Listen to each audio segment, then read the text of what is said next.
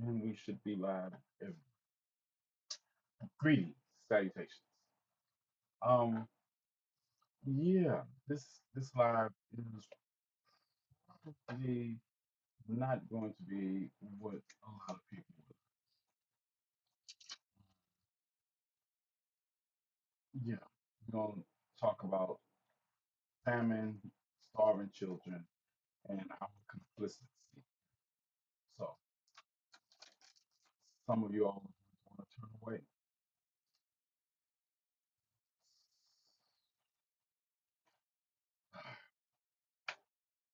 You just need a minute. I Um, just finished reading the executive order that Donald Trump signed today uh, about those who happen to be homeless and measures that will be taken to basically remove these people from the streets and put them in concentration camps.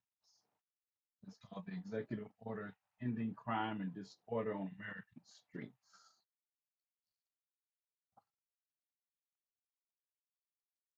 Okay.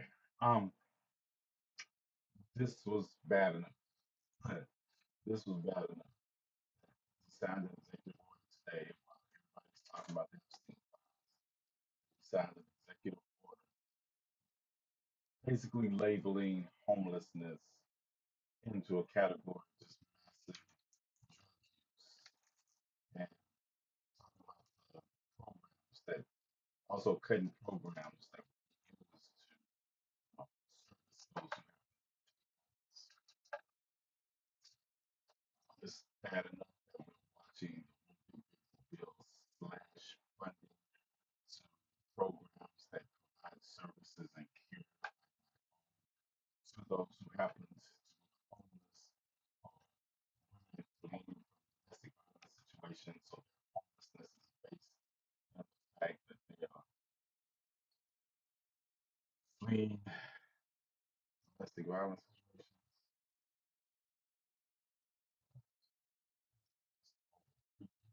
I did see a few yes, I found another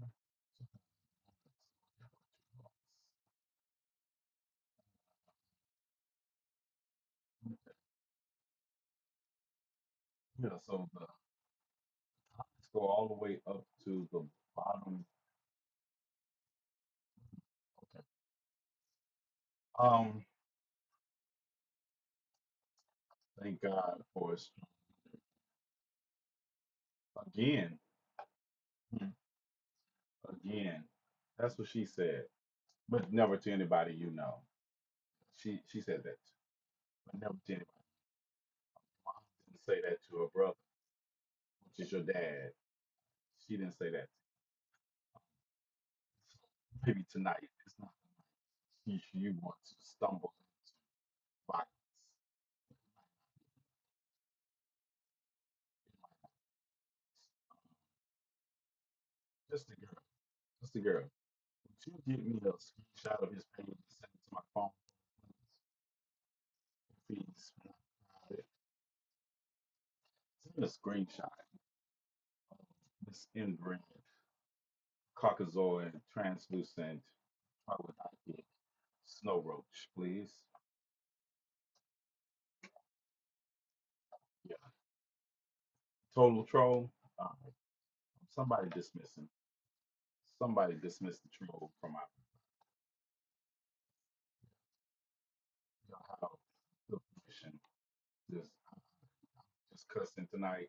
If he doesn't even have the wherewithal to have content, and he's not even worth um, his family tree being a thank you, Justin. Yeah, he can dismiss with his three followers, following four people. Somebody dismiss him. What's up, Reese? Did you get him? Dismiss Trump. Trump fan 2025. Yeah. Yes, have fun. Because I'm not in the mood tonight. Especially if they have no content, I don't even care about this appeal. I'm not even writing the appeal. It contains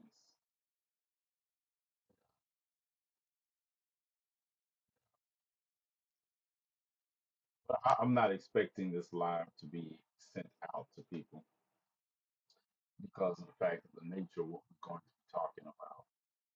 Um, yeah, and I was going to talk about this. This was my plan. I was going to talk about the impact of this executive order on those who happen to be homeless. That, and I'm going to talk about that also, but it's not. I changed the format of tonight's program because I just was reading over the newest report from Gaza, the Dominican Republic, I mean, the Gaza, the Congo, and the Sudan. So, yeah, I don't know. I don't, I'm not going to promise you I'm going to be laughing tonight, joking, or anything, because we need to get into it. We need to face our consistency. As you all know, the Trump administration in January, at the end of July, sorry, July, July, they did this. They incinerated 500 tons of emergency food that was scheduled to go to places like Sudan, Congo, and to Gaza. And they, rather than even distribute the food that American taxpayers had already paid, they destroyed it. They spent $100,000 destroying 500 metric tons of emergency food. 500 metric tons of emergency food. Rather than give it out, they destroyed. They really lost more than this because they let it sit so long that some of the food, this is only what was left, another 500 tons of it went to waste because of spoilage, right? So you're looking at this administration allows over 1,000 metric tons of emergency aid food to intentionally go to waste. To intentionally go to waste. Yeah. Who's shocked that I didn't win no? Who's shocked? Everybody raise their hand. Shocked that I didn't win. So tonight I'm going to talk about children's thought in the Congo, in Sudan, and in Gaza, and all of them are preventable. See, that's the thing about it. Western civilization is responsible for children dying by the hundreds of thousands today.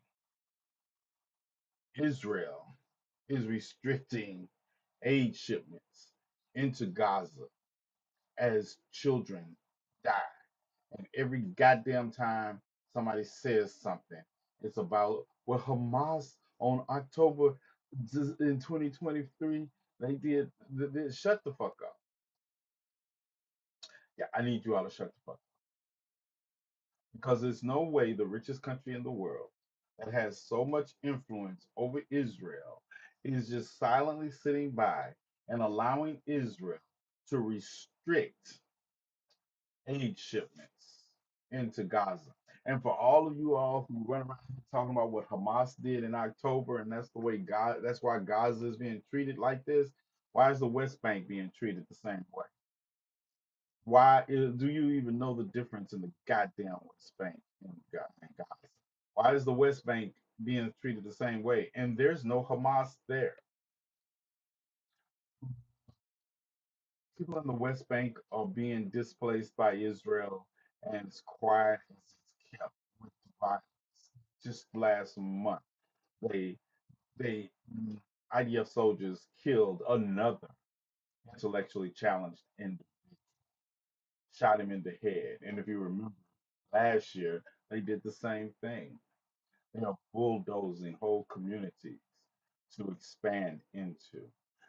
Israel is going right along with Donald Trump's plan of evacuating is too nice a word, um, displacing every Palestinian in Gaza so they can turn it into a Riviera.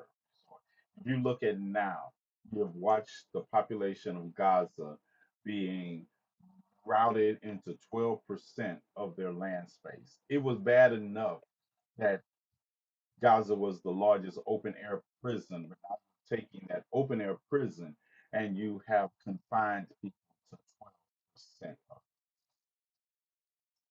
Yeah, it's not going to work, Petra. They've already restricted our lives. This, this, this is the direct impact of fuck all of these people running around holding lives about who you want to date, where you want to take them, and all these so-called pro-black people that are in opposition to black people that live on the continent and in the diaspora everywhere else. But instead of talking about the fact that, hey, this is a worldwide phenomenon amongst black and brown people, that Western countries continue to do this kind of bullshit, they want to talk about somebody and trying to steal African and American culture. You all are whacked and your mama dresses you funny. And that's why I have drawn the line. Yeah, that's why I say some of you all are going to get mad. Some of y'all may never talk to me again. I'm going to rank this up with I don't care. But if you're entertaining that kind of conversation, pitting black people against black people because they wasn't born in the same neighborhood you were born in, or because they're black in another country in the world, we are not friends. Not only are we not friends, we are probably going to be active enemies because you are doing the work of white supremacy for white supremacists. And anybody who voluntarily does the work of white supremacists, we're not friends. And when I mean we're not friends, I mean that anything that you get from me after that, you will be in deserving.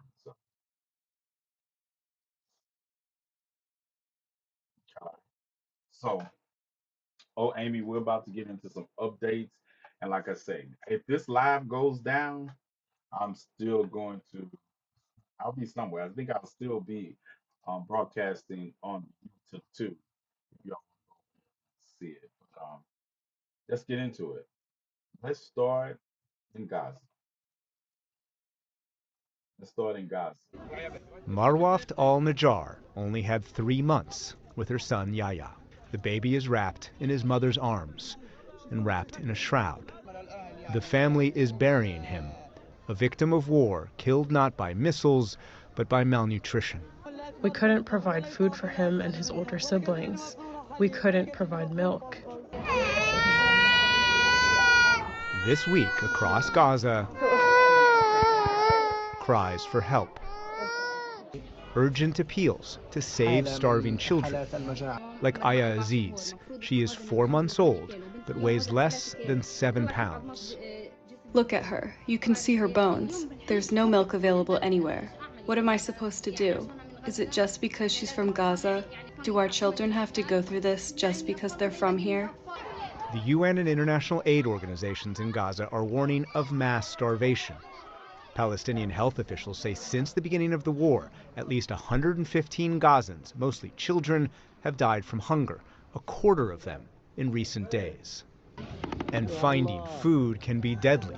In the last 2 months, the UN says nearly 900 Palestinians have been killed outside humanitarian aid sites. Where there is hunger, 35-year-old Karam Sob searches through scraps to find sustenance. He collects trash that his extended family uses to bake bread.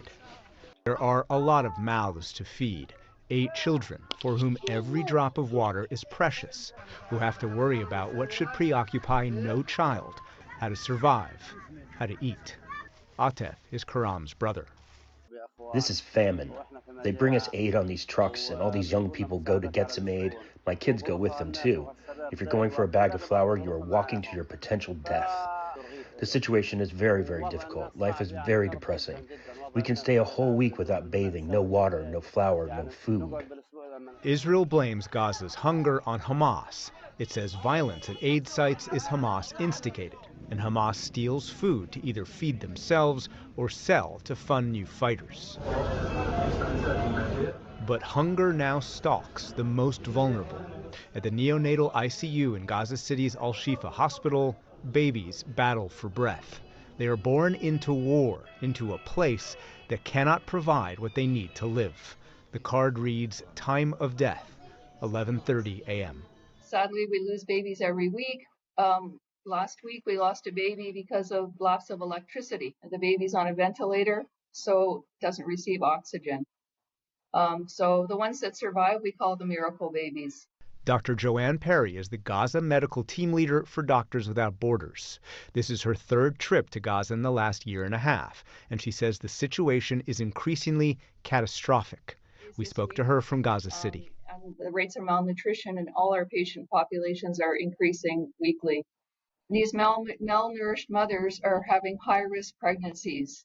And the consequence of that is many of them are having their babies early. So our neonatal ICU is full with premature babies. Our babies are sharing incubators, which is really unacceptable. The mothers themselves are exhausted. They're frail. We're supporting them in breastfeeding, but when you're hungry and malnourished, you're going to produce less milk, so babies are struggling. We have the baby in the neonatal ICU that was born 3 months early, and the mother died in the explosion, and the father arrives every day on his crutches because his leg's been amputated and comes to see his baby every day. She says the hospital is short on supplies. Baby formula is day by day, only 2 diapers a day for newborns. And so a ward once full of hope is now full of fear. Many families in Gaza are large, and children are treasured, and it actually gave me hope a year ago when in the delivery room and the mothers were happy and they had a new child.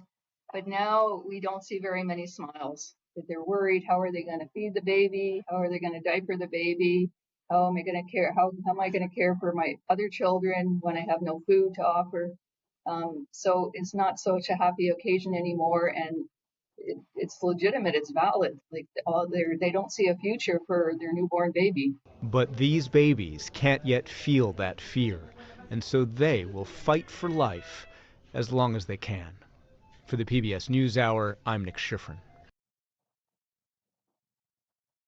That's Gaza. And the thing about it, I played the long report then because I have some others we're going to go transition to. Those conditions are manufactured.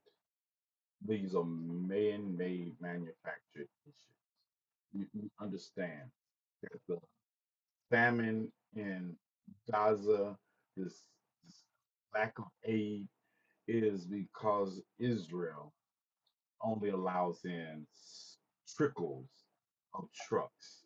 There are 2 million people living in that tiny area. And you think that 300 trucks are going to feed them. When at the most, before it's not a war. Let's clarify something. This is not a war involves two sides with armies fighting against each other. This is indiscriminate slaughter. This is and like I said, you don't have to condone Hamas to know that this is evil, that this is wrong, that the United States is sitting silently back while Israel continues to commit humanitarian, uh, allow a humanitarian crisis to continue. Israel is sitting back and allowing, no, the United States is the one sitting back and allowing. Israel is actively engaged in crimes against humanity. Israel is actively engaged in crimes against humanity, and they're making you all believe that this is because what Hamas did in October of 2020. Do you care to make it make sense? Do you care to make it make sense? This is it. This is what we're watching in real time.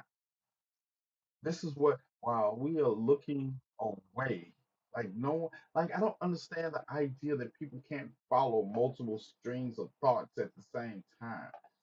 The distractions that I get people, I say, who's distracted? I guess a lot of people are because we get distracted by the most simplest things and we say we care.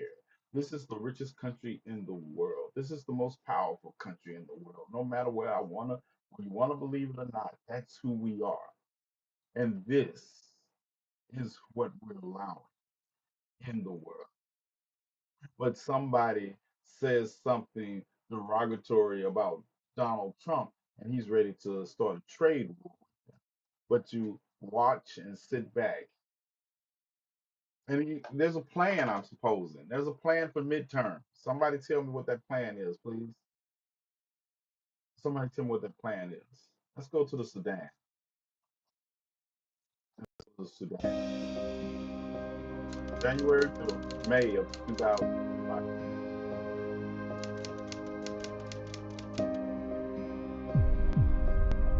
This is now.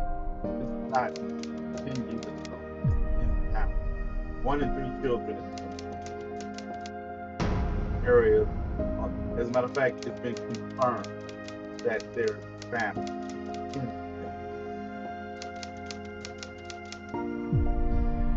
life saving, basic life saving, while we're destroying half 500,000.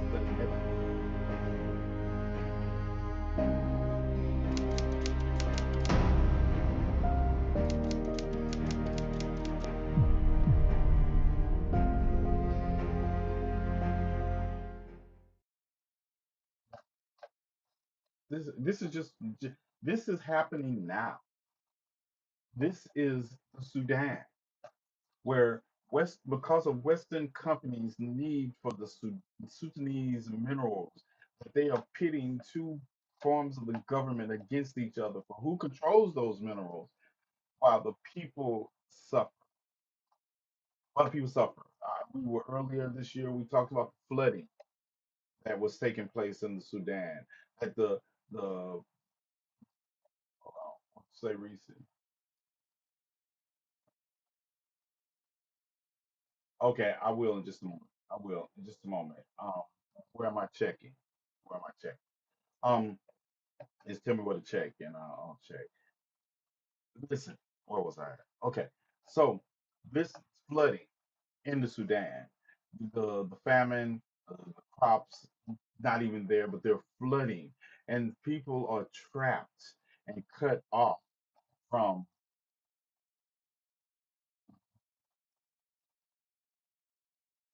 Yes, yes, Anubis, I got it. Thank you. That's Anubis.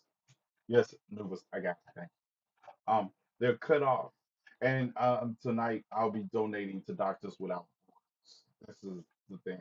Uh, I want to give to the World Food Program also, but Doctors Without Borders are on this guy, and you're gonna see some footage I have from and give you some idea. People are always asking, well, what do we do to help? Well, these are reputable organizations that are on the ground doing the work in spite of. World Food Organization lost people in Gaza, lost people, but they still are on the ground doing the work. Sydney McCain, John McCain's wife, right? She is one of the directors of the World Food Organization, and they're doing the work. They want to get into Gaza. They want to get into Gaza more. They're being restricted by Israel. They're going into countries like the Sudan where they're caught into between two warring factions. And we always hear, well, so and so is stealing the food and reselling it. Hmm. Let me explain something to you all, right? Like y'all giving money to people who are saying they're sending cash app to people in Ghana and the Sudan or Congo or Gaza. There's no money. These people, listen to the next one. These people are selling everything they own. They have been in this position for the last 3 years. They don't have anything. You can't take anything more from them.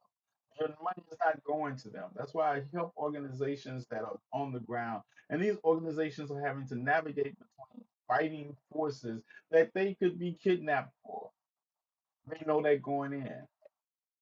World Food Organization, World Food Program. Let's go to World Food Program. 500 days of conflict in Sudan. That's a devastating milestone. Over 25 million people, and that's about half of Sudan's population, are now facing acute hunger. Famine has been confirmed in North Darfur, and people in other parts of Sudan are at risk of slipping into famine. This war has also caused the largest displacement crisis in the world, where 10 million people had to flee their homes. And this has also been felt across the region, where 2 million people have sought refuge in neighboring countries. WFP is working tirelessly to deliver life-saving assistance to those that need it most. And we need your help to continue addressing this massive and horrifying situation. We need three things. The first is safe access for WFP teams to reach communities across Sudan and to reach the refugees who fled. We also need international community to come together and support diplomatic solutions to help end this conflict once and for all. And finally, we need increased funding for our life-saving humanitarian aid. We fundamentally believe that together we can halt this hunger crisis in its tracks. Thank you. Yes, that is another program. Like I say, I can only recommend things I know people in personally that are doing things on. I would be a part of one of these programs, um, and I'm probably going to be a part of them. Just leave the United States because at the end of the day, I really believe this country doesn't want to accomplish things for its liberation or for its responsibilities, right? Um, somebody I can do security, I can feed people, I can do all that. I'll shoot first and ask questions later. Come back to the United States, so yeah, probably on this. But I digress. At the end of the day, it has come down to this. It has come down to the fact action. Where's UNICEF or the Red Cross? Nowhere to be found. Let's say UNICEF and UNICEF is constricted by the United Nations because the United Nations requires a certain. United Nations wants to send in United Nations peacekeepers. It's a process. They want you to accept their peacekeepers and to get their aid. UNICEF is different. UNICEF, there are places where UNICEF has done an amazing job, not taking anything away from it, but they're constricted by the United Nations. You still, you're still constricted by the United Nations. There's certain goals and there's certain guidelines you must follow with UNICEF. The Red Cross, the Red Cross is on the spotlight and is listen. This is the thing. Red Cross was one of the this organization that is handling the hostage exchange situation between Israel and Hamas. And sorry, Hamas, and they are just there for the spotlight. Is it unified? It says the yeah, can't you right now. Um, yeah, yeah. But um, Red Cross, and we also know the problematic nature of Red Cross. Red Cross is their help is conditional, so regardless of what you say, you know the history of Red Cross's stance and where it's rooted in, and their anti-LGBTQ nature. Yes, we can demand better. Uh, there are organizations like Doctors Without Borders. I know you were when you said that, so I laughed. The organization like Doctors Without Borders are doing the work, and they're listen. These people are going to do the work if they have to take cuts in their pay. That's how you know when you have somebody committed to the work. They're taking cuts in their own pay because their donations are not getting to the level where they can provide aid. Aid is not the first thing they cut, it is cuts to their own pay. Doctors Without Borders, if you see the conditions, they don't live separately. They don't live separately away from the people they're trying to help in some luxury hotel while they're in Gaza or Darfur or in the Congo. They don't live separately. They live on the grounds with these people. Right? They're not driving Maseratis around Congo. They are doing the work. They're committed to doing the work. So this is why I asked because I feel like better than I do. Those and I without reservation. And don't get me wrong, we do understand that these are the two of the best organizations that I can vouch for. Is everything gonna be perfect? Yeah, no, because really, I wish we lived in a world where none of these organizations were needed, but they are. And the genuine people I have met in these organizations that we maintain contact with, they're doing the work. I know the work when I see it. You know the work when you do it. And they're doing the work in spite of. Yes, you have people like Elizabeth here out front, and she has to get the message out. But you have people that are not dressed as nice as Elizabeth is right here, that are in the trenches. When we talk about people when we talk about in Gaza, how people haven't bathed in days because of the limited water supply, they're impacted by that also. If you think about, look at the neonatal care, nurses in here, you all know exactly what you all were looking at, right? You didn't know about the Red Cross and how problematic they are? Yeah, Red Cross is problematic. Petra in here, what are the best to donate to? The best to donate to are Doctors Without Borders and the World Food Program. Yeah. Because they're not going to spend more money on their administration than they do on getting it. And the World Food Program, has been doing this for 75 years. 75 years. Regardless of everything that goes on, they do get USAA doesn't exist anymore. USAA was I didn't even have to. It's not that I recommended it or not. I didn't have to because our taxpayer dollars were going into it and they were doing the work. It was one of the agencies in the government that I had to say they're doing the work. You might not like everything about our government, but USAA understood soft, and they don't get me wrong, they were doing it for soft power. That's fine. But the young man and the young family in an area that is experiencing famine didn't care. They don't, you're not even you're not even have the energy to fight because you're always focusing on the people that are saying bad things about America, but you're never focusing on why they're saying them, or you're never focusing on the fact of the people that just want to eat. Now, I could go into a whole political ramification of why we are where we at with these countries, but at the end of the day, when did it become fashionable to let children starve? Can somebody tell me that? When did it become is anything is anything given to Gaza like you send a package of it or stop? No, they wouldn't get it. Aid to Gaza is all these areas. Aid is restricted. Aid is restricted by all means. Like the Israelis are complaining that somebody might be trying to smuggle weapons in aid packages, so they have to go through all of them um, thoroughly to make sure you know you're not hiding some explosives in that rice. So in the process of doing that, if you remember, um, in last year, last year you had Israeli activists pulling over aid trucks and dumping the aid out and stomping on it, right? Because that's what Jesus would do, right? In this case, that's what the Masonic Jews believe that Jesus. Jews don't. Well, anyway, they believe he's a prophet. So that's what your religion teaches you to do. A religion that teaches you to be kind to strangers and to help the traveler. You pulled over aid trucks at gunpoint. Nobody's gone to jail for this either.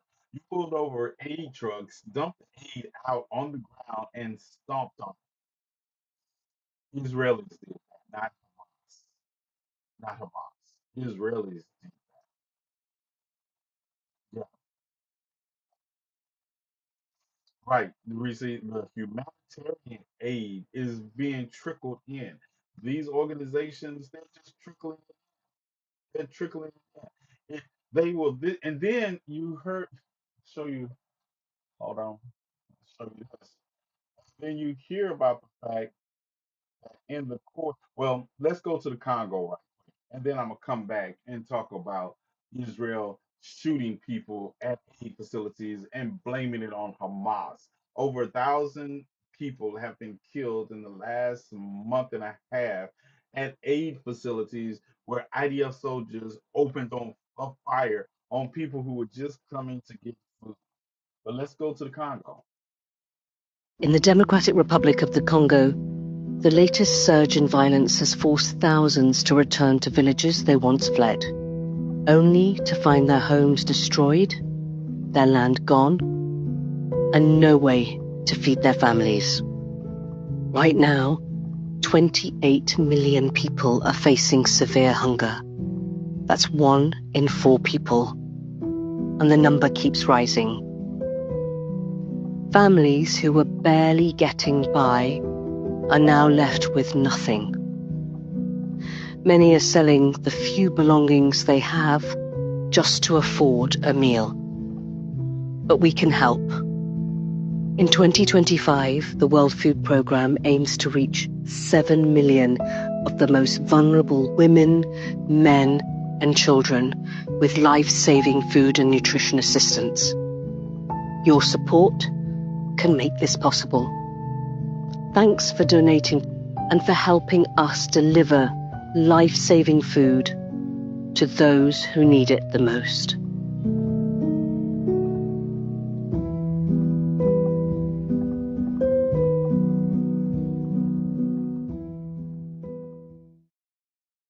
Yeah, and that's the reality. And that's the reality. Um, I tell you, this is this this is why I, I miss. Don't misinterpret this, but one thing I missed about the game is that I had money to spend on it. It's like if people will tell you, we spend money in the community, but yeah, it's like this is the community. This is these people. Listen and realize this: the Sudan and the Congo are also on these banned lists of immigrants and migrants and refugee seekers. They're part of the list that Donald Trump signed in May about restricting travel restrictions. These are the countries on that. Countries that are going through true famine. South African white people fleeing South Africa, they're not fleeing. They're on a private charter jet. That's not fleeing. Fleeing is what happened with Vietnamese in the Fall of Saigon, and people, immigrant boat people, were on little boats transversing the Atlantic to get to the shores of the United States. That's what fleeing looks like. Being on a chartered jet by the government of the United States at an airport where no one was chasing you to the plane to get on, and you're not making a daring con air escape. That's not fleeing. That's not fleeing. That's just leaving. What are other countries doing? South Africa is leading a lot of the aid you see going into. South Africa is leading the charge on the continent. But South Africa is also leading the charge against Israel. South Africa sued them in international court about the aid they're providing. Yes, South Africa is leading charge across the continent, and Sudan they have sent in mediators to try to mediate.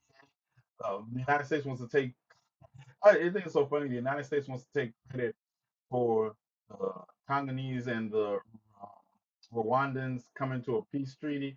Technically, they didn't come to a peace treaty. They came to a ceasefire, but they're still not acknowledging the fact that the Congo is under famine, starvation.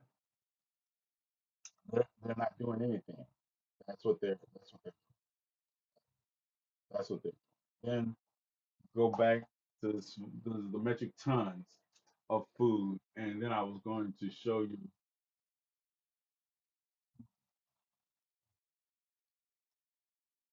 Israeli forces have killed over 1,000 aid seekers in Gaza since May.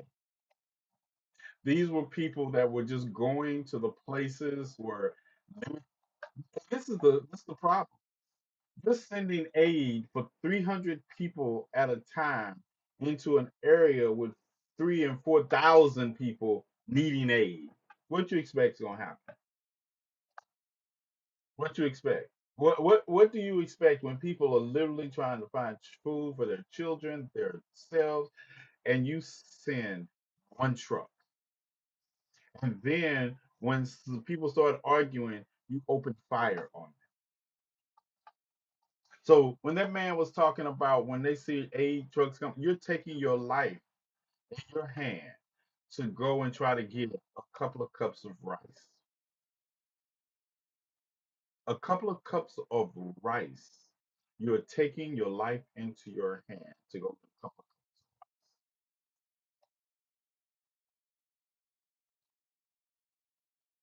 of do you get it?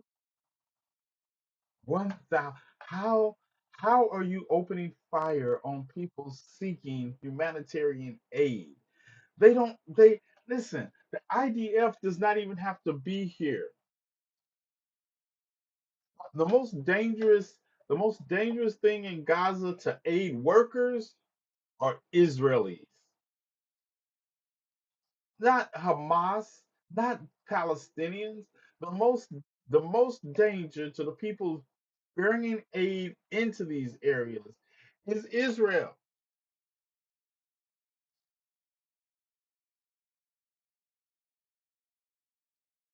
Do you understand that?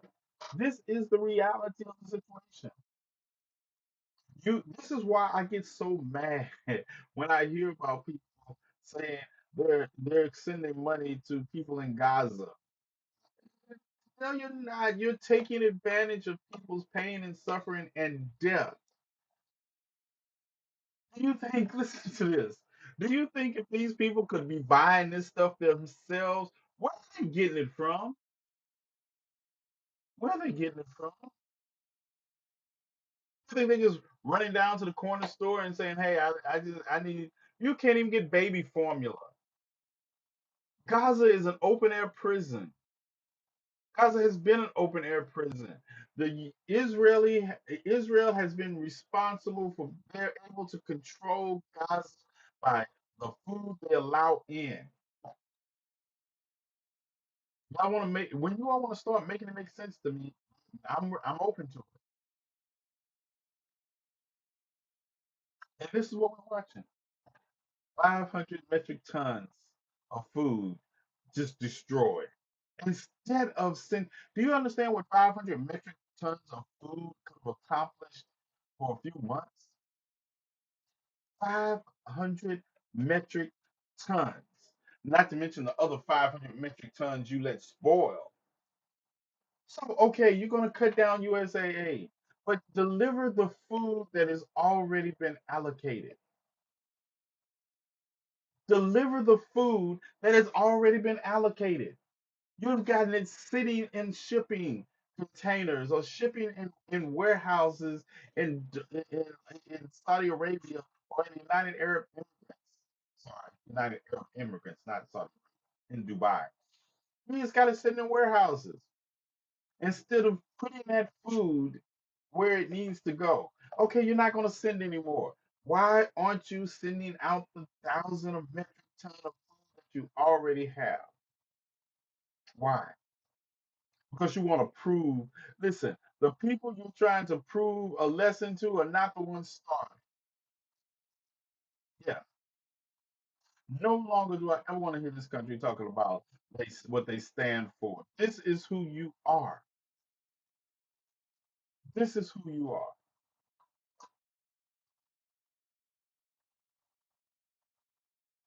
This is who you are. Starvation warning as aid agency urge Israel to end blockade.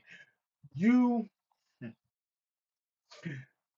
you have a blockade against food And you always crying about what happened during World War II, but now you're instituting the same kind of policies that the people you claim that had no justification for those policies against your people.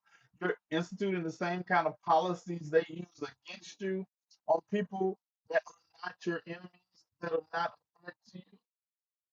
What three?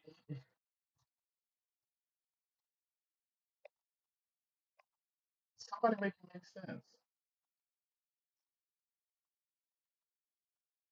Somebody make it make sense.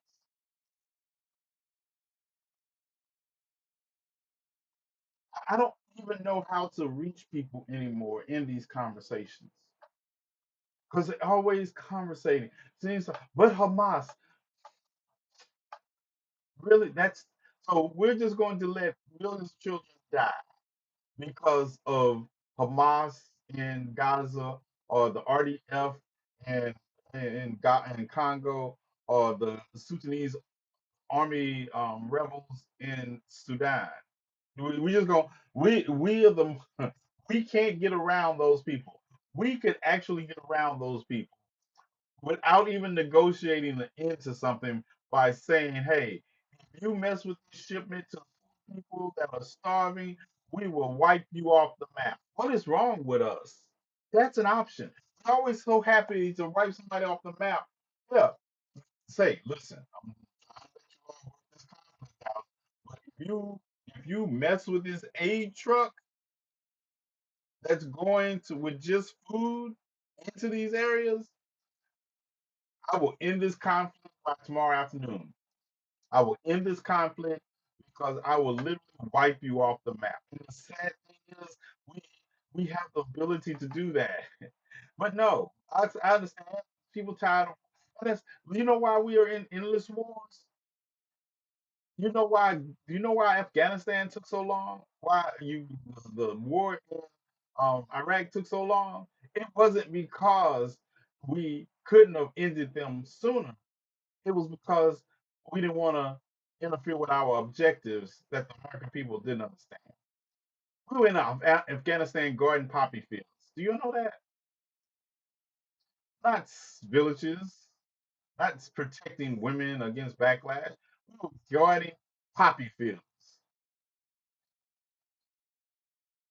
We still thought we could bring Saddam Hussein back into the fold. Or we wanted to take our time because we wanted to make sure we ingratiated ourselves with the people that were being leadership and make sure they kissed our ass going forward. We didn't care about, I didn't care. I tell people all the time, don't talk to me about the United States cares about people when the Shah of Iran was the United States puppet, and that's what led to the hostage crisis in 77, 78, 79. That's what led to it. The Shah of Iran, with his puppeteer and take advantage of his people. We don't have an immigration crisis in this country. We have a crisis where the United States keep propping up every petty dictator that comes along in Central and South America at the expense of the people. And then we turn around and tell them, hey, milk and honey, milk and honey and streets of gold. Yeah,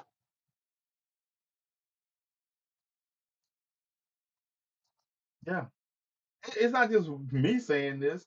This is worldwide organizations telling you all.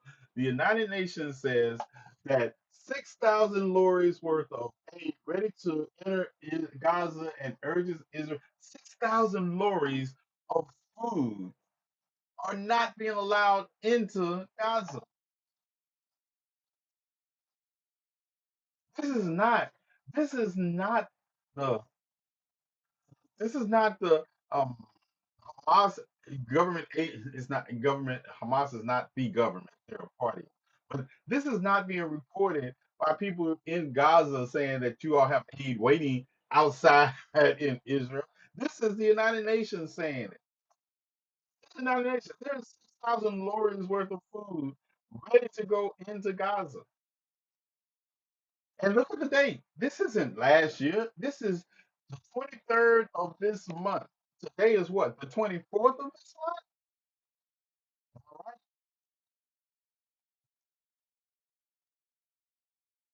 Yeah. Today is the 24th.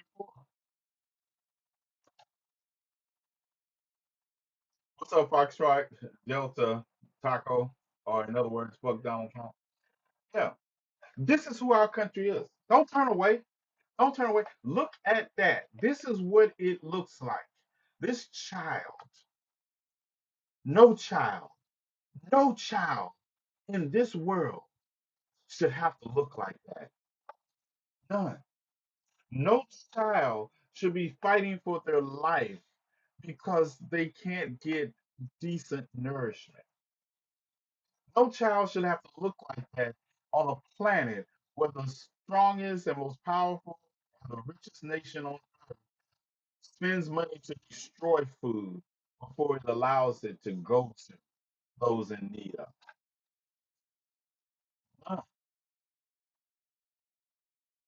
Look at these stats. 28 million people are facing acute food insecurities in the country. 28 million. 28 million people, of course. 4.75 million children under 5 are facing or expect to face acute malnutrition. $430 million needed to continue operations up until October. Not a trillion, not a billion, $433 million. $433 million. Y'all remember the figure I told you about how many billions of dollars that ICE was going to be getting this year? We could have just took 1 billion of those dollars and helped with worldwide hunger. This is just the Congo. We could have took, hey, can we just shave a billion or two? Y'all still gonna have $68 billion more than the Marine Corps. Y'all still gonna have $68 billion. Plus, Homeland Security has another $170 billion. I just two. I'm gonna start rocking. I don't really care. I'm gonna find a way. We're gonna find a way. We're gonna find a way to shift government funds to where they need to go. I don't know how we're gonna do it. We're gonna find a way. This is crazy. We're gonna find, and I'm not looking to find a way and go into prison behind it. I'm gonna find a way to do it and long term, and we're gonna shift money where it needs to go. There's no way that $433 million on a planet where a man is worth $256 billion, and it takes a fraction of that to feed people. I just don't understand what we're still here. You being sickened by it shows that we're still here. But somewhere along the line, we stopped requiring people because we thought, oh, everybody's entitled. Someone told me that everybody's entitled to their opinion. I'm not speaking opinion. I'm talking to you about the facts. These are the facts of the matter. Too long we've allowed people to sit back and tell us that, yeah, that's your opinion. No, it's not my opinion that people are starving in the Congo or the Sudan or Gaza. That's not an opinion. What the fuck you mean that's an opinion? That is a fact. It's also a fact that we can do something about it. Don't you ever go around here telling me this country is founded on Christian values anymore. Well, maybe you can, because I know what Christian values actually are. Don't tell me it's founded on the Christian values you say you believe in. There's no way. There's no way. We live in a world where two or three things can be true at the same time. Do I support what happened, what Hamas did on October 2023? No, but I can also say that what Israel is doing now is evil. I can say that. I can say, how do you all talk about your surgicalness of, listen, you could pack telephones and pagers with explosives and send it to a country and take out leadership as well as some people in the market that had nothing to do with it. But hey, you did that, and the United States didn't bat an eye. But you mean to tell me we live in a country that has used execution style tactics against world leaders called assassination? And you're now telling me you can't find a couple of heads to an organization that is only 100 or 200 people strong at the most amongst 2 million people, and you mean to tell me you can't take them out? That's what you're telling me.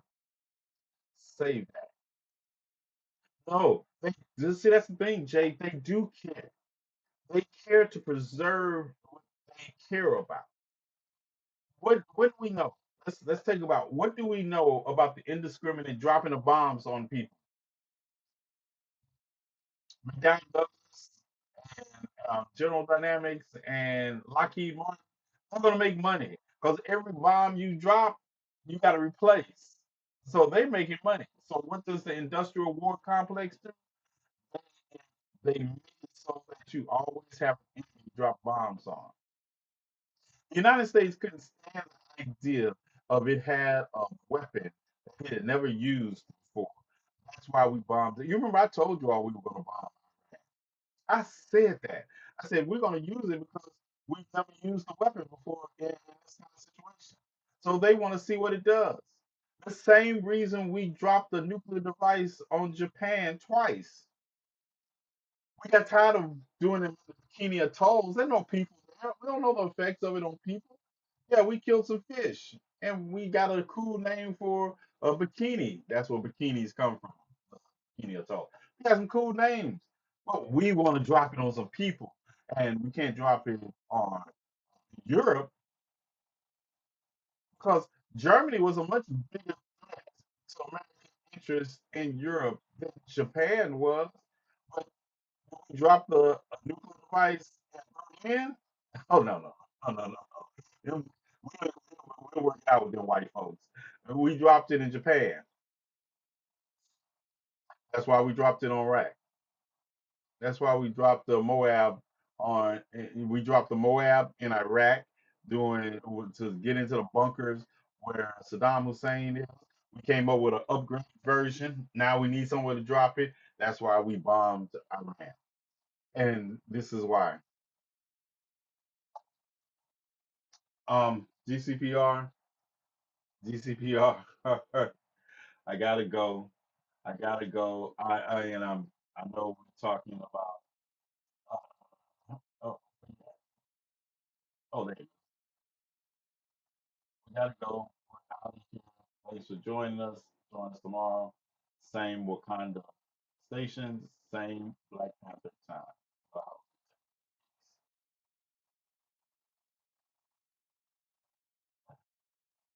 Remote control is working.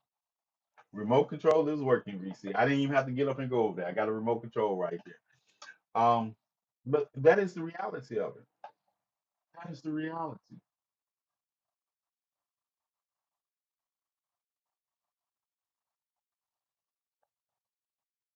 Sudan. Sudan is qualified. This is not an possible famine. This is a famine, a man-made created famine that you're going to see the same things spreading into Gaza. These are man-made conditions. How do you expect when you're dropping 3,000 bombs a day on people in a small area? What do you expect them to get? What do you expect them to get? And then you control, not only does Israel control the food, water, but they control the electricity going in. There is none of that is produced in Gaza. Y'all knew that? Y'all knew that, right? Y'all knew that Israel controls the food, the water, and the electricity in Gaza before October 2023. They have been controlling it. They can make roving blackouts in Gaza. They just decide how much water Gaza gets. They decide how. But hey, newsflash. That's the same thing that's happening in the West Bank. I know people are not talking about the West Bank because Israel doesn't want to talk about the West Bank. People don't want to talk about the same kind of tactics, short of bombing 3,000 times a day. that they are sending troops on the ground in the West Bank while people are looking at Gaza and pushing people back too. They want the land. At the end of the day, no matter what people say, oh, we don't want this. We don't. You've been trying to take this land ever since they've had. Ever since they had it.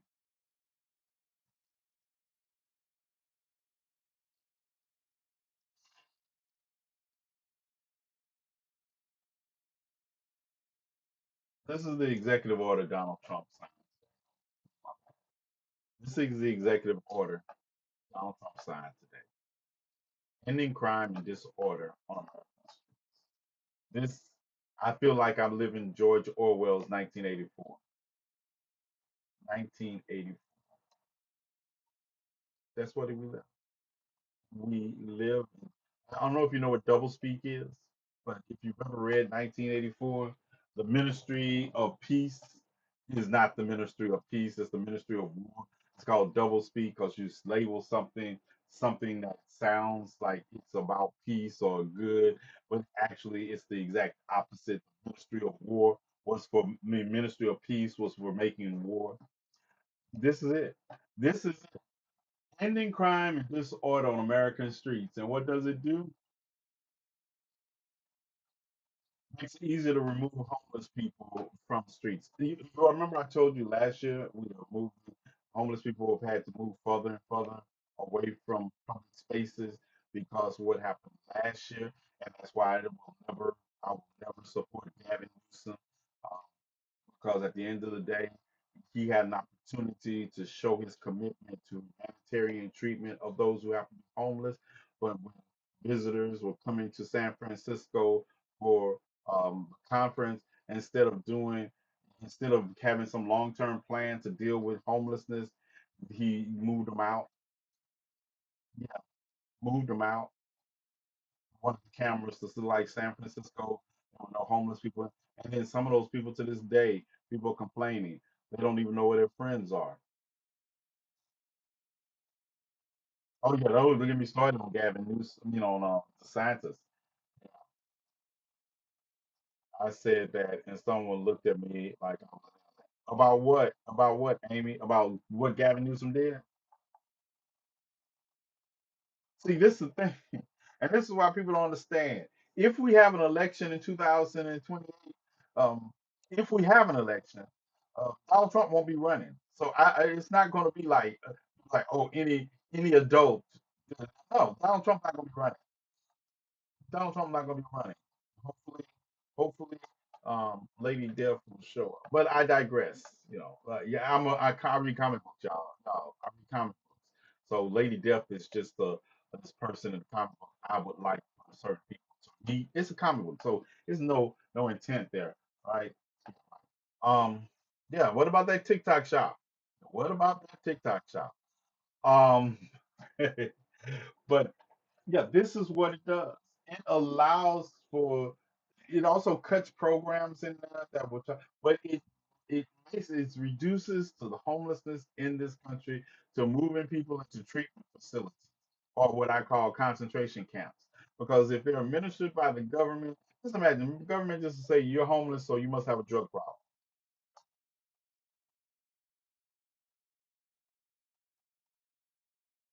Right, Amy?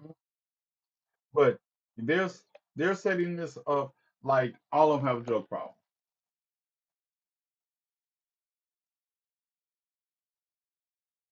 Order signed Thursday calls for changes to make it easier. Anytime it starts off to make it easier for states, not for the people, not for the people experiencing homelessness, we're going to make it easier for the states. The order signed Thursday calls for changes to make it easier for states and cities to remove outdoor encampments and get people into mental health or addiction treatment. Those include involuntary civil commitments for those who are at risk to themselves and others. Do you see that? Did you hear me? I'll read it again for you. The order signed Thursday calls for changes to make it easier for states and cities to remove outdoor encampments and get people into mental health or addiction treatment. This includes involuntary civil commitment for those who at risk themselves and others.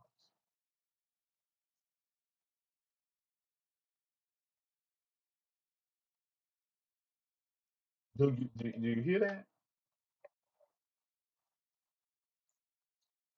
We just reduced homelessness to mental health and, and addiction. Are we going to address the capitalist society that drives people that have medical bills into homelessness? No, no, no. Of course not. You must need mental health or addiction help service, and we're going to put you in them involuntarily if we have to. Uh, NYC is that New York City Navy? Yeah, don't matter. They're going to divide you up into those categories. They don't want to address the cause. They don't want to talk to people like me that actually are on the street doing the work. They're just going to say, "Hey, cities, we're going to give you the opportunity to make yourself look good. You can just move them." Now, let's deal with the realization. If you can spend money to put people into concentration camps, why can't you spend money to build housing or renovate housing and help people get on their feet? Are there some people that will benefit from drug treatment? Yes, yes. But I'm gonna tell you what, if you give people homes, there's a study already showed that if you help people get homes and a place to stay, you're a better position to deal with any of other problems. Because a roof over your head and a hot shower and access to food works wonders for depression. And depression leads to what? A lot of mental health disorders.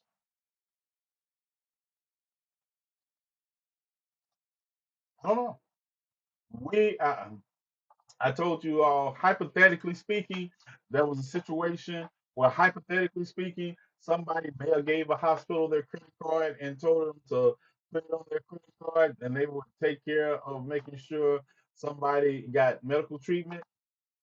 Hypothetically, why would we have to hypothetically?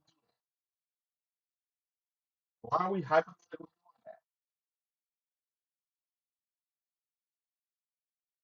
Because the person that hypothetically did it, hypothetically would hypothetically. I don't even know how to fix that one up hypothetically, so I'm just gonna leave it alone. Hypothetically, but I know hypothetically or not, they're not paying no credit card bill with any hospital bills on it. They hypothetically do not care. It's like if I don't get another credit card for another couple of years, hypothetically, I'll be all right. So that's all I use the credit card for anyway, was to do things like that. Now, I do, when we do put people up in rooms, we do pay that bill. It just takes me months to pay it. But I do pay that bill, but I'm not paying any. I'm, I'm getting a credit card just for the purpose of I'm not paying any bills I put on there. I have to get treatment for those. Yep. I got a couple of weeks before I got a long time before they reported to a credit agency. Yeah, yeah, not paying, not paying it. Hypothetically, hypothetically, if that happened, I wouldn't pay it. As long as the person gets the treatment. And then the person is getting treatment, I feel like they are going to die anyway because they're no matter what, I can't afford long-term cancer treatment. Hypothetically, we can't afford long-term cancer treatment. Are clean and they're in a warm bed tonight. It is what it is. It is what it is. And am I hypothetically ashamed of it? No, not at all. Not hypothetically ashamed of it at all. And I would do it again. I would do it again. And like I say, I know I have at least two nurses in here, so you understand. And that's not only that. I meant to tell you, it was it was this black nurse in there, and when we were talking, she comes over to me after. She wasn't in at me. She was a true nurse. This is a true nurse. This is somebody who cared. And she came over and told me, she said, I'll make sure your friend is treated well. I said, just shit. She just came up to me and told me, I will make sure your friend is treated well. And walked off. She know I didn't. Look, she knew. She knew. And she's going to do everything she can to keep him in there as long as possible to get any kind of assistance he needs. That's the kind of people I like. That's the kind of people we need. That's the kind of people we need. Hypothetically. Hypothetically. But yeah, hospitals used to be ran by people who cared about people's medical care. Now they're ran. I'm not talking about the people that work there. I give it up for healthcare workers all the time.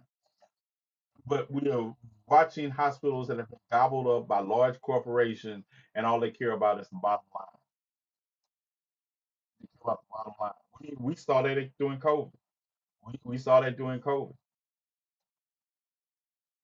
Millions of people died. Um, and we watched healthcare workers bend over backwards to save as many lives as they can. So I have no complaints about healthcare workers. They do the damn job. They do the job. It's the administration that hampers their ability to do the job. So hypothetically speaking, I know, I know you all tuned in, and we were supposed to talk about other things tonight, but um, we to see time is 14. I got so this isn't going to be happy, but I do have something a little less shocking. So I also watched the South Park episode. I'm not really a big South Park fan, but I watched the South Park episode after they signed a multi-dollar deal with Paramount. Also, Paramount and Skydance today finalized their merger. You might find it funny that after Stephen Colbert's show was put on the auction block, and they finally found a way to get their merger approved after a year of trying. Well, and $16 million to Donald Trump. That merger between Skydance and Paramount has been finalized. I just thought it was funny at the timing. But South Park just signed a multi-billion-dollar deal with Paramount for the merger, right? And so yesterday, what's that? Yeah, today Thursday, Wednesday, yeah, last night I watched the new episode of South Park, and man, I'm here to tell you, I'm here to tell you, yeah, it's gonna be some mad. The White House, it was so bad. The White House found the need to respond to it. They had Donald Trump in bed with Satan. I was dead. I would play it, but I know that if I played it here, it's gonna be too much. Oh yeah, they got it. I'm Carol, and I am too. I am also, and I love. I'm canceling my Paramount subscription.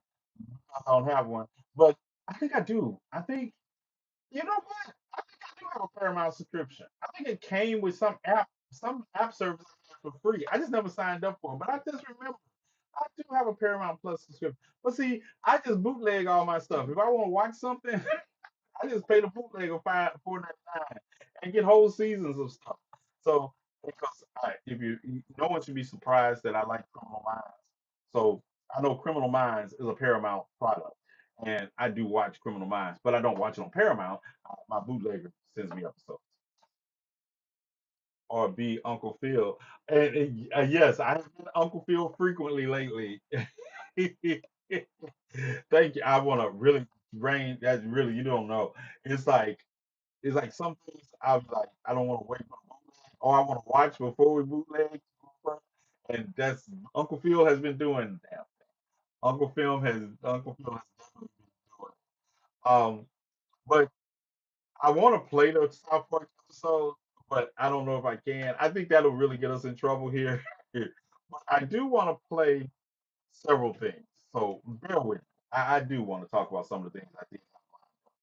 Um, Donald Trump has a degree in economics from the University of Pennsylvania's Wharton School of Economics, right? Y'all know that, right?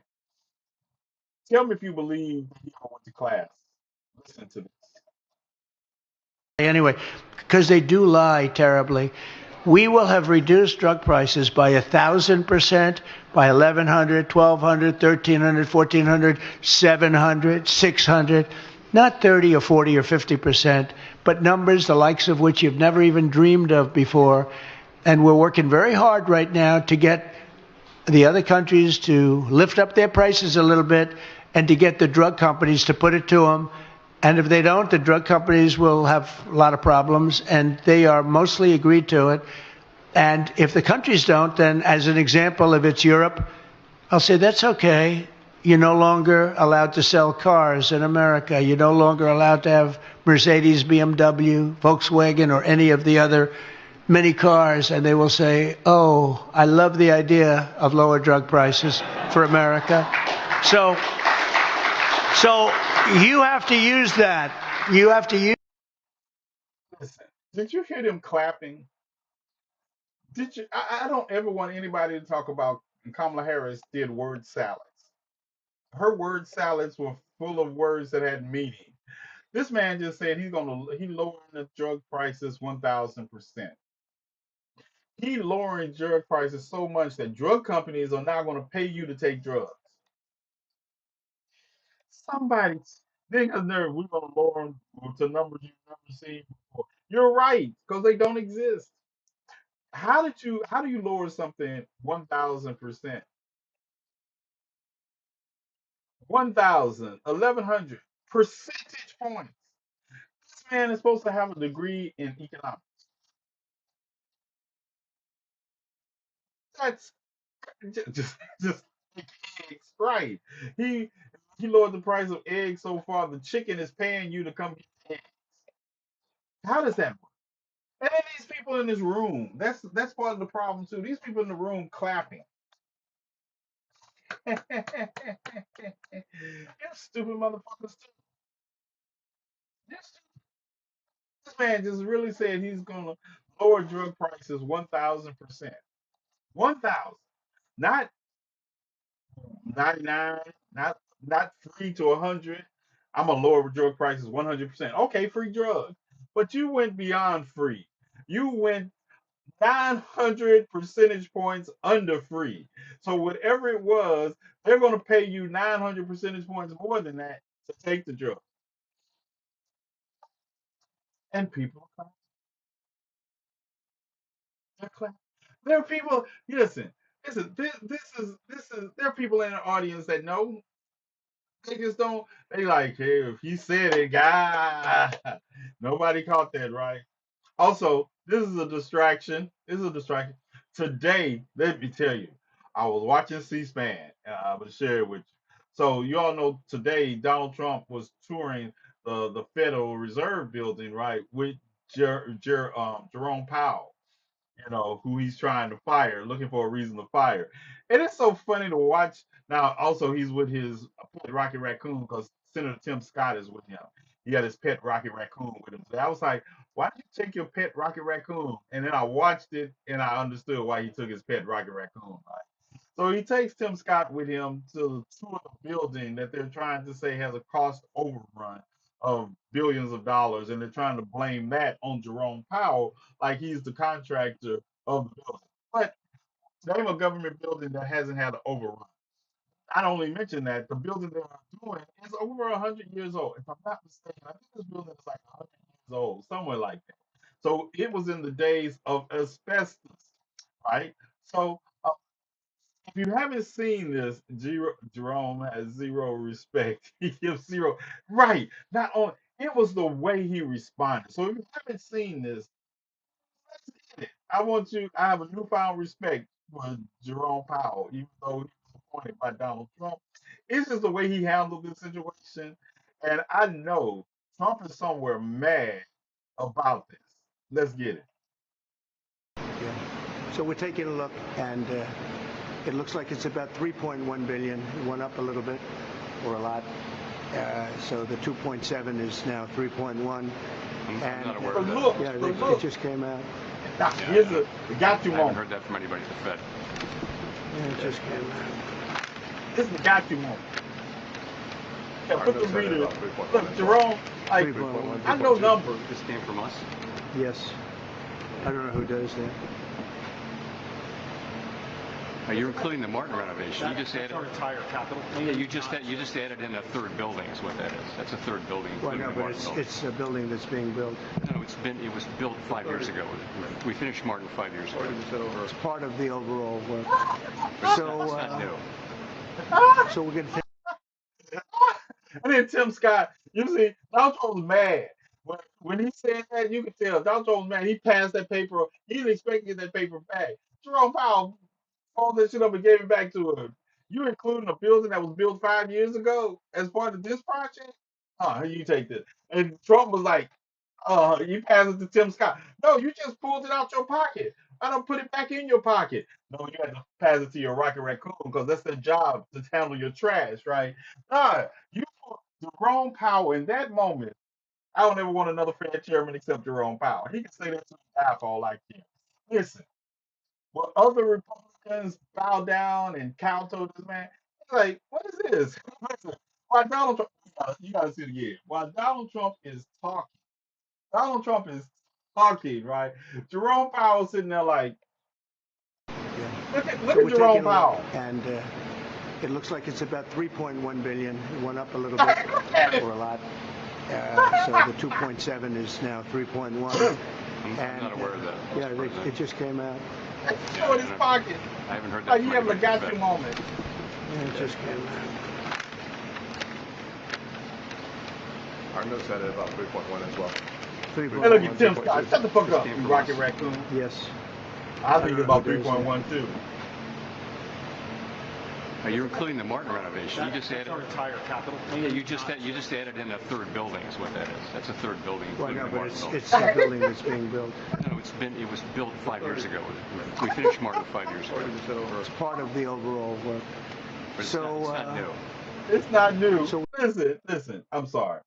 That just took me out. I was like, today, that made my day. When I was watching Jerome Powell, like, it's just the way he was looking at it.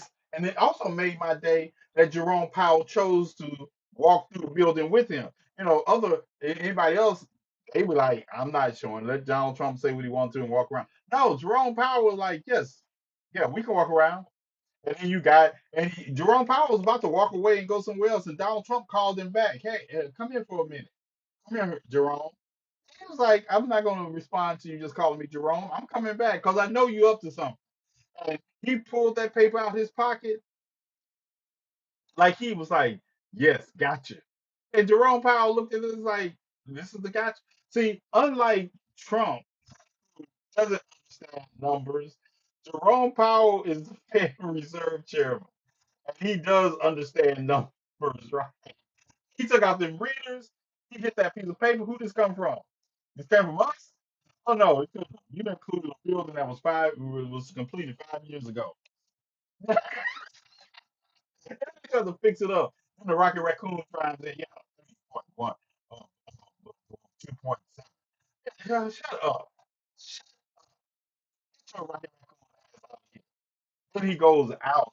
They have another conference. They went out, and he's like, "Yeah, I was soft on him, but my friend Tim Scott, he was a little rougher than I was." Shut the fuck up. Shut up. Yeah, and Jerome didn't have to look at it long. Right. He looked at it and he was like, "No, I know numbers. I keep up with."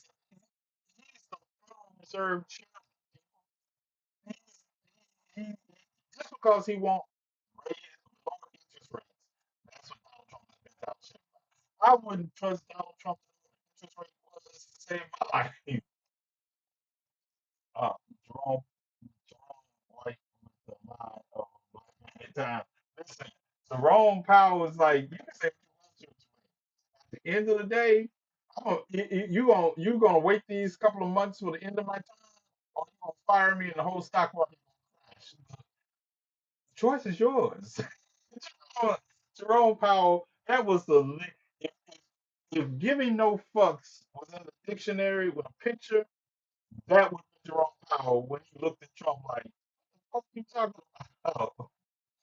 No fucks given. No fucks given. He was like, you got to do something. Listen, and this is the man that they're trying to bring charges against for the renovations on this building, and he don't care enough to even not. He not hiding. He not pretending. He there. He got his hard hat on too, walking around with you. Yeah, you want to schedule a tour? I can show you. I'm here. I'm here. That's what I admire. Jerome Powell did not even have to be here. He chose to be here. He's like, yeah. He gave. Listen, that was such an art of war. He gave you the opportunity, created the space for you to have your got you moment, and you fucked it up. You fucked it up. Look at his face. Yeah, you fucked it up. All right. Um, last one.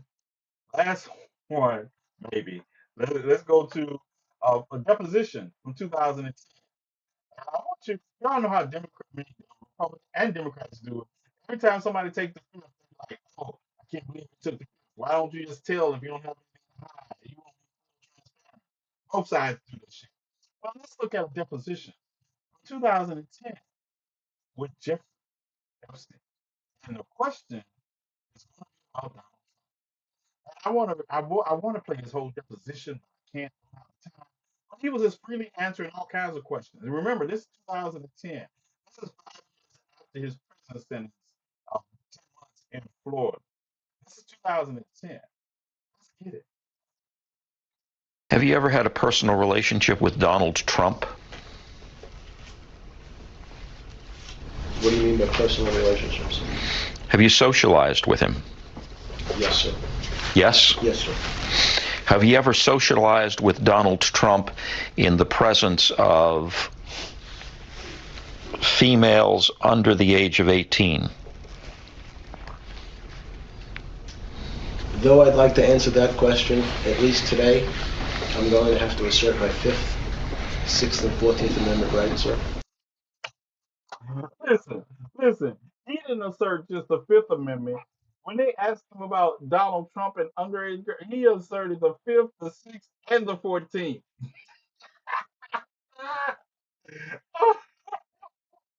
He asserted his Fifth, Sixth, and 14th Amendment. Okay, the Fifth Amendment is against self-incrimination. What was the ones you were invoking against incriminating Donald Trump? Due process, Fifth, the Sixth, and the 14th. He went to the citizenship, the very amendment that Donald Trump tried to set aside for the birthright citizenship.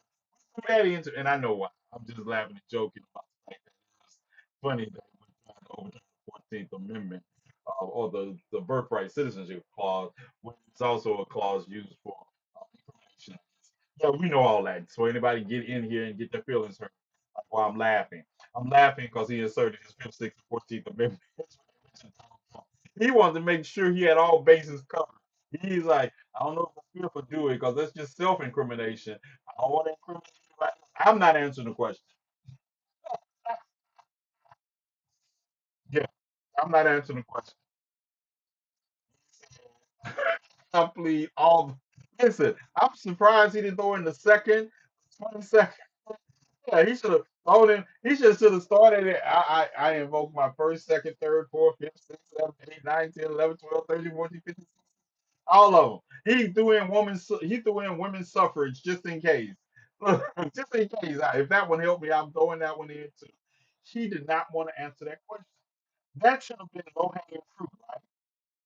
That should have been low hanging. That should have been a hell no. That was not even something. Why you being goddess? That wasn't even something that required. Don't think I just didn't notice. I just was busy on my high horse talking at the time. That was should have been low hanging. Low hanging. Good night, Reese. But that is what it is, right? That is what it is. I just wanted to show. I see. I planned to talk about this too, but I had to get. I just didn't sit right with me unless I talked about Gaza, Congo, and Sudan tonight. That's what got us missed. Um, we had to get that out the way. I just didn't sit right with me. And just remember, and I know, I know. But you have to. This isn't our problem. Going back. We can laugh about this tomorrow or later. But I got to go back because this is our problem. This is us problem.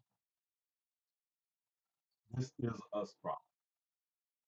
When we look at the fact that in Gaza, in the Sudan, in the Congo, these numbers are real. And that's what makes me so upset. I tell people if you're going to run scams on people, run scams. We laugh and joke about the bus, but run scams on people about stuff like that. Do not use the pain and suffering of children dying in the Congo, Gaza. Yes, I'm going to make it my mission. When I see people doing that shit, I will be calling it out.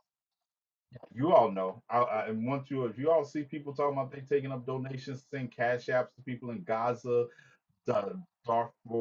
Darfur, or in the Democratic Republic of Congo, no, that's not how it works.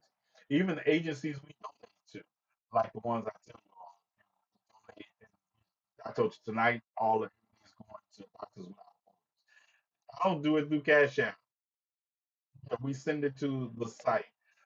World Food Program, they have the site also. Like I say, this is something we have to do, and we have to make sure that when we see people not doing it and doing something else, that we make sure we call them out. Yeah, like I say, I don't, and I'm not big. I hell, man with one leg got on here and raised $40,000 for a boat that he drove into a hurricane while also saying the N word. And they gave him money. I was like, yeah, racists stick together. That's all I can say. Racists and bigots stick together. That is a proven fact. They stick together. Uh, they're going to stick together. So I just have to. I'm making a one man crusade if I have to dismantle those talking points that people have. Yeah, I'm never going to turn my back on Africa because that's where I come from. That's where my roots lie. My leaves are here, but my roots are with the oppressed class of people. Period. I fight for the oppressed. I fight for the liberation that we are missing, and I will always do that. I came in late. Okay, I I got you. Gracie, Grace, Grace. Damn, I feel you. I feel you. I feel you guys. Um, yeah. So that's what we're going to do tonight. Um, Lego gonna need bail money. Yeah, I wish I could. Uh, listen, I can't even. My credit card is on the hold. I can't even. I couldn't come up with my own bail money on credit card if I had to. I ain't paying it. But it's on the hold. Yeah, it's like go ahead, put it under there. I don't care. It's a hospital bill. I can always get those. You can always get hospital bills taken care of. You know how? It's like it's a hospital bill. So here's what it is. Allegedly. Allegedly. So all right, you all. That does it for tonight. It has been an emotionally tiresome day. Uh, Dealing with the hospital, dealing with um, new restrictions that are going to be placed on city. And let me tell you something. If any the states that are going to be jumping on this executive order, I live in one of them. Yes, Mississippi is going to be jumping on this executive order. The state I live in now, Kansas, is going to be jumping on this executive order. Missouri is going to jump on this executive order. Arkansas is definitely going to. I had to fight with those states when I lived there about how they treated the homeless population. This just gives them a way of saying, hey, y'all need to move further. Listen, you need to move further back in the woods. People act like if they don't see the problem, it goes away. I'm telling you, this society is breeding resentment in whole populations of people. When those populations figure out that all of this is coming from one direction, when they unite, hmm, it's going to be, if I could just get them to unite, if I could just get them to stop fighting amongst themselves for some crumbs and just hold off so I can show them how to get a whole meal, man. And we're not building the White House back this time. I'm just gonna say, we're not gonna build it back this time.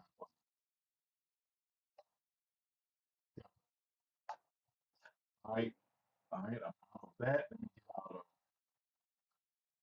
All right, all right.